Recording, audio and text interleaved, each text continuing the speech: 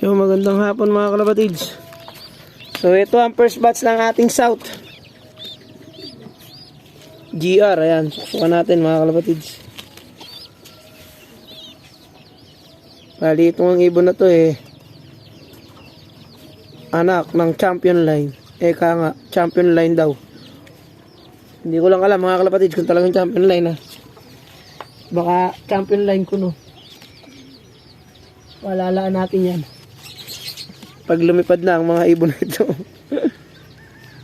Bali yung breeder hiniram lang natin, hindi atin.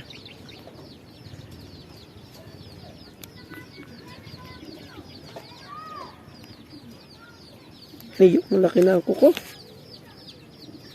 Okay. Pangis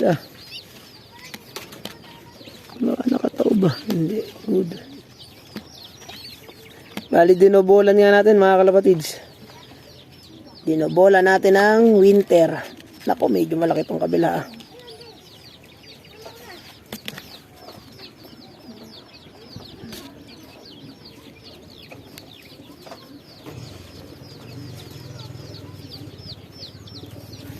Yo, mas mabilis yung malaki mga kalapatids Kita nyo naman.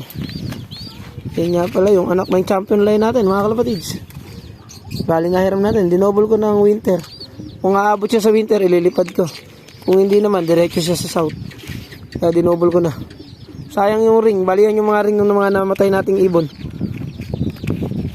Okay. Ayos. Champion line mga kalapatids. Pero abangan natin kung talagang champion line. Champion line daw yan. Bali talaga daw yung pair na yun, producer. Kumbaga, lahat ng ibinubuga raw nun overall. O, kung di man siya mag-champion, overall na lang. O, pang ilang kaya. Kung 200 doon ang kukunin, pang 200 yan. Pang 199 saka 200. Astig, di ba? Ayan po, mukhang healthy naman sila ngayon. Hindi ko lang alam pagtanda. Sa ngayon, ayan, laki ng dibdib. Oo, masilan tong isa na to mga kalapatids ito. Bali, ito ay blue bar. Ito, blue bar to. Kitang-kita na. Ito ay...